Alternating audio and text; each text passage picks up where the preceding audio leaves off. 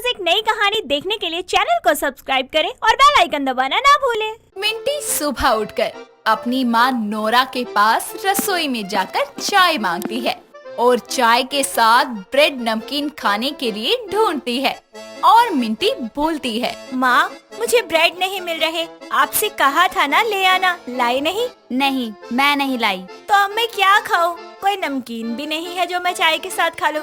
Bread होता तो वही खा लेती आज। मिंटी इतना बोलकर नमकीन ड्रॉर में से निकालती है। वहाँ उसे नमकीन नहीं मिलती। ये देखकर उसके चेहरे पर एक टेंशन सी आ जाती है। तभी वो अपनी माँ नोरा से बोलती है, अरे मेरी नमकीन कहाँ चली गई? कल इसी ड्रॉर में तो रखी थी, 1 किलो का पैकेट लेकर आई थी। छुपा दी है मैंने। पर क्यों माँ? आपको पता है ना कि नमकीन के बिना मेरा गुजारा नहीं चलता। मुझे नाश्ते में नमकीन चाहिए तो मतलब चाहिए। नहीं मिलेगी नमकीन, चुपचाप से बिस्किट के साथ ही गटक ले चाय। माँ मैं चाय के साथ सिर्फ नमकीन ही खाऊंगी और आपको पता है अगर मैं नहीं खाऊंगी तो मैं फिर चाय भी नहीं पीऊंगी। और अगर आप मुझे नमकीन नहीं देंगी तो मैं खामखा के पैसे बर्बाद कर कर बाहर से एक और पैकेट ले आऊंगी। इससे अच्छा है कि आप मुझे मेरा वाला ही दे दो। तुझसे ज्यादा चालाक मैंने कोई नहीं देखा। बिना खाए मानेगी थोड़ी। जा भर ले, निकाल ले, उस साइड वाले डिब्बे में रखी होगी। हाँ माँ, देखा ना आपने, नमकीन तो आपसे निकलवा कर ही मानी मैंने। चलो मेरी चाय ठंडी हो रही है, मैं खा लेती हूँ। मिंटी अपनी चाय को लेकर उसमें थोड़ी नमकीन डालती है और फिर पीते हुए बोलती है, अरे वाह वाह वाह, मजा ही आ गया चाय पीकर। और इस नमकीन का कॉम्बिनेशन चाय के साथ तो बस मैं ही समझ सकती हूँ और कोई नहीं समझ सकता। सुना किसको रही है? तू ही खा सकती है ऐसे ऊट पटांग तरीकों से। मुझे शौक नहीं है। तेरी माँ नमकीन को नॉर्मल इंसान की तरह चाय के साथ खाती है, ना कि तेरी तरह चाय में डालकर। अच्छा माँ ठीक है ना, सॉरी। वैसे भी सबका अपना अपना तरीका होता है खाने का। मुझे चाय में डालकर खाना पसंद है। अब कल से मैं ब्रेड के साथ खा लिया करूँगी। इतना नमकीन नहीं खाते कि 24 घंटे इंसान का मुंह सिर्फ नमकीन चढ़ने के लिए ही चले। खाना बनाती हूँ वो भी खाया कर। माँ खाती तो हूँ। जानती हूँ कैसे खाती है। रोटी में लपेट कर खाएगी, सब्जी के ऊपर नमकीन डाल कर खाएगी, कॉफी के साथ भी नमकीन चलती है। तेरा बस चले तो तू लंच करे या डिनर, नमकीन ही खाए बस। माँ मुझे नमकीन खाकर ही खुशी मिलती है। एंड डोंट वरी, मुझे इससे कोई नुकसान नहीं होगा। नुकसान नहीं तो फायदे कौन से है? तेरा कद वजन कुछ नहीं बढ़ रहा ना। तुझे कोई ताकत मिल रही है क्या? नहीं ना। अरे कभी सेब केला अंगूर भी खाया कर, उससे भी ताकत आती है। माँ बस ना, सुबह सुबह इतना लेक्चर बहुत है। मिंटी इतना बोलकर अपने कानों में ईयरफोन लगाकर अपने रूम में चली जाती है और सॉन्ग सुनने लगती है। तभी उसकी एक फ्रेंड एमिली का कॉल आता है, जिसे पिक करके वो बोलती है, हाय एमिली, कैसी है तू? आज कैसे कॉल किया? एक तो खुद कॉल नहीं करत है और हम करी तो उसमें भी का प्रॉब्लम होता है। वैसे हम ठीक है, तू आपन सुना। बेटा मैंने सुनाना शुरू कर दिया ना तो तू रो देगी। अबे ओ नकली ख्वाबों की मलिका, गरीबन की आलिया भट्ट, हम हाल चाल पूछे थे, वो बताओ ना। तो हम सुनावल शुरू करी, फिर तो के अपना माई के पल्लू में छुपे के पड़ जाई। अच्छा सॉरी यार, मजाक कर रही थी। मैं भी ठीक हूँ। और बता, फोन कैसे किया आज तूने? वो हम सोचत रही कि सारी सहेलियां बेड़ा निकाल के एक दिन मिलल जाओ। बहुत दिन हो गई बा। बात तो तू सही कहत है। काहे भोजपुरी की ऐसन तैसन करत है। अच्छा ठीक है, नहीं बोल रही, फिर आज ही आजा मिलने। हाँ यार, आज ही मिले के पड़ी। दोनों बातें करके कॉल को रख देते हैं। कुछ देर बाद मिंटी अपने दोस्तों से मिलने के लिए निकल जाती है। मिंटी हाथ में नमकीन का पैकेट लिए खाते खाते चलने लगती है। उसका चलने से ज्यादा ध्यान खाने पर होता है और नमकीन खाते खाते वो खुद एक रोशन नाम के लड़के से टकरा जाती है, जिस वजह से उसकी सारी नमकीन रोड पर बिखर जाती है। और गुस्से में मिंटी बोलती है, अरे तुम्हारे अंदर दिमाग नहीं है क्या? अरे चलना नहीं आता क्या? देखो तुम्हारी वजह से मेरी सारी नमकीन रोड के ऊपर बिछ गई। अब बताओ मैं इसे कैसे खाऊं? एक्सक्यूज मी, आप बिना देखे चल रही थी। टक्कर आपने मारी है, मैंने नहीं। अच्छा आपको पता था तो हट जाते ना, हटे क्यों नहीं? मैं कैसे हटता? जैसे आप बिजी थी मैं भी बिजी था, नहीं देखा मैंने, क्योंकि मुझे रोड क्रॉस करना था। और आप रोड पर खाते हुए चल ही क्यों नहीं थी? एक्सक्यूज मी, मेरी मर्जी है, मैं कभी भी कहीं भी खाऊं। ओके, ऐसे करोगी तो यही होगा। हद है, एक तो सॉरी नहीं बोल रहे, ऊपर से बकवास किए जा रहे हो और मेरी नमकीन भी गिरा दी। Okay, I am sorry. मेरे साथ चलो, मैंने तुम्हारी नमकीन गिराई है तो दिला भी देता हूँ। पास में ही ग्रोसरी की शॉप है। चलो भरपाई तो करनी पड़ेगी इसकी। ये बोलकर वो रोशन के साथ चली जाती है, जहाँ रोशन उसे नमकीन का बड़ा पैकेट दिलाता है और उसे देते हुए बोलता है, लो, खुश हो जाओ, तुम्हारी नमकीन गिरा दी थी ना, खाओ अब, कम से कम 1 हफ्ते तो चल जाएगी। सच में तय कर लिया मैंने तो। इतना बड़ा पैकेट आज तक मैंने नहीं लिया, 4 दिन तक खाऊंगी। अरे इतना बड़ा पैकेट मैं 2 हफ्ते में खाता हूँ डेली, ओनली ब्रेकफास्ट, फिर भी बच जाता है। तुम्हारा इतनी जल्दी क्यों खत्म होगा? एक्चुअली क्या है ना कि मैं तीनों टाइम खाती हूँ, खाने के पहले भी और खाने के बाद भी, तो इसलिए ये पैकेट जल्दी खत्म हो जाएगा। ओह, वैसे थैंक यू मुझे ये नमकीन का पैकेट दिलाने के लिए, और सॉरी भी, मैं भी खाते खाते चल रही थी, मैंने ध्यान नहीं दिया। बाय द वे, आपका नाम क्या है? मेरा नाम रोशन है, और आपका? मेरा नाम मिंटी है। नाम बताने के बाद दोनों अपने अपने रास्ते पर चले जाते हैं। मिंटी अपनी सहेलियों से मिलने एक रेस्टोरेंट जाती है। तभी एमिली बोलती है, देख आ गई मैडम। हाँ हाँ, और बता पिंकी, कैसी है तू? मैं तो ठीक हूँ। तुम सबसे मिलकर बहुत अच्छा लग रहा है आज, लेकिन मुझे ना बहुत भूख लगी है। एमिली ऑर्डर कर दे खाने को जल्दी से, मुझसे नहीं रहा जा रहा। अरे चिंता नहीं कर, हम तुहार खाना पहले ही ऑर्डर कर दी है। मुझे तो भूख लग रही है, लेकिन जब तक मेरा खाना आएगा तब तक तो मेरे पेट में दर्द होने लगेगा भूख के मारे। एक काम करती हूँ, नमकीन खा लेती हूँ, बहुत मस्त है, नींबू मसाले वाली। तू पगला गई है का? हमेशा ही नमकीन ठूसत रहता है, पल भर खाने के लिए रुक नहीं सकत है का? बेटा, खाने के लिए कैसे रुकूं तू बता। जब मेरे पास ये नमकीन है तो हमें इंडियंस को जब भूख लगती है ना, तो चाय के टाइम पर समोसे का वेट करना अच्छा नहीं है। अपनी नमकीन मंगाओ, 2 मिनट में खाओ, और हाँ, समोसे का इंतजार करते रह जाते हैं फिर लोग, और चाय भी ठंडी हो जाती है। ये बोली ना गजब बात, एकदम सही। पास बैठा रोशन उसे देखकर ये सब नोटिस करता है। रोशन को मिंटी पसंद आती है। कुछ देर बाद रोशन उसे अकेला पाकर प्रपोज कर देता है, क्योंकि वो उसे पसंद आई थी। मिंटी भी उसका प्रपोजल एक्सेप्ट कर लेती है और उसे एक चांस देती है। वक्त गुजरता है और दोनों एक दूसरे से प्यार करने लगते हैं, और देखते ही देखते दोनों की शादी हो जाती है। लेकिन रोशन को ये नहीं पता था कि वो बहुत बड़ी नमकीन लवर है। ऐसे ही अगले दिन वो उसके साथ मॉर्निंग ब्रेकफास्ट कर रही होती है।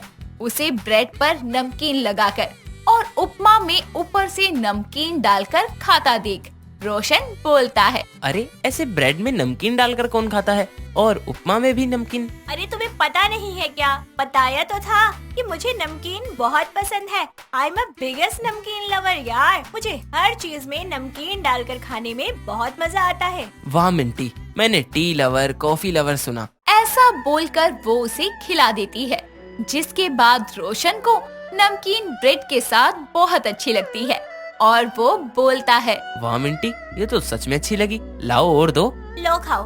अच्छा सुनो, हम बाहर मूवी देखने चले, मेरा बहुत मन है। मूवी का माहौल घर पर बना लो, साथ में देखेंगे, एक ही ब्लैंकेट में, समझ रही हो ना? हाँ समझ गई। शाम को रोशन ऑफिस से घर आता है। मिंटी पूरे घर को डेकोरेट करके कैंडल्स जला देती है और टीवी पर मूवी लगाकर लाइट्स ऑफ करके रोशन के साथ बैठ जाती है, जहां वो उसे अपने हाथों से पॉपकॉर्न खिलाती है और खुद एक बड़े से बाउल में नमकीन लेकर बैठ जाती है। जिसके बाद रोशन बोलता है, मेरे लिए पॉपकॉर्न और अपने लिए नमकीन, अरे एक ही चीज रख लेती ना। तुम्हें पता है ना, मेरी हर चीज में नमकीन है। हाँ पता है, चलो मूवी स्टार्ट करते हैं। रागिनी एक छोटे से गांव की साधारण सी लड़की थी, जो अपनी माँ सरला, पिता प्रदीप और अपने बड़े भाई संदीप के साथ रहती थी। रागिनी अपने माता पिता की खेती करने में कभी कभी हाथ बटा दिया करती थी। रागिनी को बचपन से ही मिट्टी खाने की आदत थी। जैसे ही उसको मौका मिलता, वो चुपके से मिट्टी खा लिया करती, और इस बात से रागिनी के माता पिता बिल्कुल अनजान थे। एक दिन रागिनी के लिए एक बड़े शहर से अनुज नाम के लड़के का रिश्ता आता है। अरे ओ भाग्यवान बेटा संदीप, क्या हो गया? क्यों पूरा घर सर पे उठा रखा है? अरे अपनी रानी खातर बड़े शहर तक सुंदर छोरे का रिश्ता आया है। ये तो बहुत ही खुशी की बात है पिताजी। तो कब आ रहे हैं लड़के वाले? हाँ, कल ले आओगे। अगले ही दिन अनुज अपनी माँ तेजस्विनी और अपने पिता सोमपाल के साथ रागिनी को देखने उसके गांव आते हैं। आओ जी आओ, और में कोई तकलीफ तो नहीं हुई? अरे नहीं भाई साहब, कोई तकलीफ नहीं हुई। अब तो आप लड़की दिखा दीजिए, बाकी बातें होती रहेंगी। सरला रागिनी को लेकर आती है, जहां अनुज के घर वाले रागिनी को देखते ही रह जाते हैं। कुछ ही दिनों में रागिनी और अनुज की शादी हो जाती है, जहां रागिनी अपने ससुराल की सारी जिम्मेदारियां बखूबी संभाल लेती है। वहीं दूसरी ओर उसके ससुराल वाले उसको अपनी पलकों पर बिठा कर रखते हैं। पर शहर में रागिनी को कहीं पर भी मिट्टी नहीं मिलती। ऐसे ही एक दिन बैठे बैठे रागिनी सोचने लगती है, यहाँ तो कुछ भी नहीं है, मिट्टी भी नहीं है, क्या करूँ? यहाँ से तो मेरा गांव ही अच्छा था। धीरे धीरे रागिनी की मिट्टी खाने की तलब बढ़ने लगती है। तभी एक दिन रागिनी पौधों में से पानी देते हुए थोड़ी सी मिट्टी निकालकर खा लेती है, जिसके बाद रागिनी रोज ऐसे ही पौधों को पानी देने के बहाने से उसमें से मिट्टी निकालकर खा जाती थी। तभी एक दिन तेजस्विनी रागिनी को मिट्टी खाते हुए देख लेती है। बहू, अरे क्या है ये सब? कुछ भी तो नहीं माँ जी। तेजस्विनी रागिनी को बहुत डांटती है, जिस पर रागिनी बोलती है, माँ जी मुझे माफ कर दीजिए, अब से नहीं खाऊंगी, पक्का। ठीक है, पर अगर आगे से ये सब मैंने देखा ना तो ठीक नहीं होगा तेरे लिए।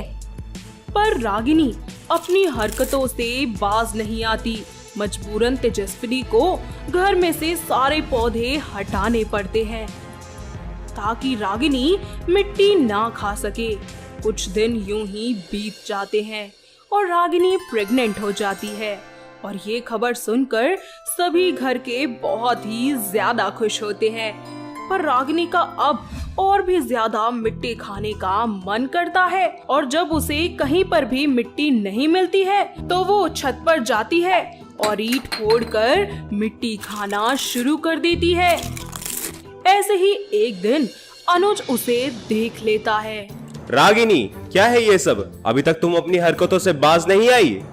सॉरी अनुज जी, पर पता नहीं मुझसे रहा नहीं जाता, इसलिए थोड़ी सी खा ली। रागिनी, हमारे होने वाले बच्चे के बारे में तो कुछ सोचो। अब तुम अकेली नहीं हो, लगता है ये बात माँ को बतानी होगी। नहीं नहीं अनुज जी, आप प्लीज माँ जी को मत बताइएगा। मैं प्रॉमिस करती हूँ कि अब के बाद से मैं मिट्टी, ईंट, पत्थर कुछ खाऊंगी क्या, उसकी तरफ देखूंगी तक नहीं। पर प्लीज आप माँ जी को कुछ मत कहिए। अनुज रागिनी की बातों पर विश्वास कर लेता है और किसी को कुछ नहीं बताता। एक दिन अचानक से रागिनी के पेट में बहुत दर्द होता है। तेजस्विनी और अनुज दौड़े दौड़े रागिनी के पास जाते हैं और उसको डॉक्टर के पास ले जाते हैं, जहां रागिनी का अल्ट्रासाउंड किया जाता है। वो एक्चुअली रागिनी जी के पेट में स्टोन है। क्या रागिनी जी मिट्टी खाती है? हाँ, देखा था मैंने एक दो बार। ये अक्सर गर्भवती महिलाओं में कैल्शियम की कमी होने की वजह से होता है, पर ध्यान रखना ये आगे जाकर मिट्टी ना खाए, नहीं तो प्रॉब्लम हो सकती है। डॉक्टर की बात सुनकर सभी लोग टेंशन में आ जाते हैं और तेजस्विनी बोलती है, डॉक्टर, मेरी बहू और उसका बच्चा ठीक तो है ना? हाँ ठीक है, रागिनी जी को कुछ दिनों के लिए दवाई खानी होगी और उनका स्टोन ठीक हो जाएगा, पर ध्यान रखिएगा जो मैंने कहा है। रागिनी घर आती है, तभी तेजस्विनी उससे कहती है, अरे मेरी क्यों सुनेगी तू? देख लिया ना मिट्टी खाने का नतीजा। मेरी एक बात कान खोल कर सुन ले तू, अगर इस बच्चे को कुछ हुआ ना तो तेरी खैर नहीं, समझी? जी माँ जी। हर बात में जी माँ जी तो बोल देती है, पर थोड़ा कर भी लिया कर। रागिनी इतना सब होने के बाद भी नहीं मानती। दवाई ना लेकर वो सबसे छुप छुप कर मिट्टी खा लिया करती। एक दिन तेजस्विनी उसे फिर से मिट्टी खाता देख लेती है। अरे ओ करमजली, अरे मान जा, छोड़ दे ये सब खाना, नहीं तो मर जाएगी एक दिन। माँ जी, मिट्टी खाने से कुछ नहीं होता, समझी आप? अरे कुछ नहीं होता तो ये पथरी कैसे आ गई तेरे पेट में? माँ जी, ये सब तो एकदम नॉर्मल है। और किसने कहा आपसे कि ये सब मिट्टी खाने की वजह से ही होता है? अरे जो लोग मिट्टी नहीं खाते उनको भी तो ये प्रॉब्लम हो जाती है, उन्हें किसका नाम देंगी आप? रागिनी किसी की नहीं सुनती और उसकी मिट्टी खाने की इतनी ज्यादा तलब बढ़ जाती है, अब वो ना तो किसी की सुनती और ना ही किसी से डरती थी। यहाँ तक कि उसने दवाइयाँ लेना भी बंद कर दिया था। कुछ दिन यूं ही बीत जाते हैं। रागिनी के पेट में एक बार फिर से बहुत तेज दर्द होता है और इस बार ये दर्द पहले से भी ज्यादा होता है। रागिनी की ये हालत देखकर अनुज जल्दी से रागिनी को डॉक्टर के पास ले जाता है, जहां डॉक्टर रागिनी का चेकअप करते हैं और बोलते हैं, अनुज जी, मैंने आपको पहले ही बोला था कि रागिनी की कुछ दिन के लिए दवाई चलेगी, पर उन्होंने ना तो दवाई ली है और ना ही आप लोगों ने उनका ध्यान रखा है। अगर आज आप लोग उनका ध्यान रखते तो ये दिन नहीं आता। क्या हुआ डॉक्टर? मेरी रागिनी और मेरा होने वाला बच्चा ठीक तो है ना? नहीं, हमें अभी के अभी इंस्टेंट ऑपरेशन करना पड़ेगा रागिनी का, और हाँ, हम माँ और बच्चे में से किसी एक को ही बचा सकते हैं। डॉक्टर की बातें सुनकर अनुज और उसके घर के सभी लोग रोने लगते हैं। थोड़ी देर बाद ऑपरेशन हो जाता है। कुछ देर बाद रागिनी को होश आता है। होश में आने के बाद तेजस्विनी उससे कहती है, अब तो खुश है ना तू? अरे मिल गई तेरे दिल को ठंडक। क्या हुआ माँ जी? अरे नास पिटी, अरे होने के लिए बचा ही क्या है अब? तूने तो कर ली ना अपनी मनमानी। अपनी सास की ऐसी बातें सुनकर रागिनी बहुत डर जाती है और बार बार पूछने लगती है, कोई मुझे बताएगा कि बात क्या है? रागिनी के बार बार पूछने पर अनुज उसे सारी बात बताता है, जिसे सुनकर रागिनी बहुत रोती है और बोलती है, ये सब कुछ मेरी वजह से हुआ है। अगर मैंने आप सबकी बात मान ली होती तो मेरे साथ ऐसा कुछ नहीं हुआ होता। रागिनी को अपनी गलती का एहसास हो जाता है और वो सभी से माफी मांगते हुए कहती है, माँ जी, अनुज जी, मुझे माफ कर दीजिए। मैं कसम खाती हूँ कि आज के बाद मैं मिट्टी को छूऊंगी तक नहीं और ना कभी खाऊंगी। प्लीज मुझे एक आखिरी मौका दे दीजिए। रागिनी के घर वाले रागिनी को पश्चाताप की आग में जलता हुआ देखकर उसे माफ कर देते हैं। अब रागिनी मिट्टी खाना तो दूर, उसके बारे में भी नहीं सोचती। धीरे धीरे दिन निकलते जाते हैं और रागिनी एक बार फिर से प्रेग्नेंट हो जाती है और इस बार वो डॉक्टर की और अपने घर वालों की सारी बातें मानती है, जिसके बाद सभी लोग एक साथ खुशी खुशी रहना शुरू कर देते हैं। दोस्तों, अगर आपको ये कहानी पसंद आई तो इसे लाइक करें, शेयर करें और कमेंट करके बताएं कि कहानी में आपको सबसे अच्छा क्या लगा।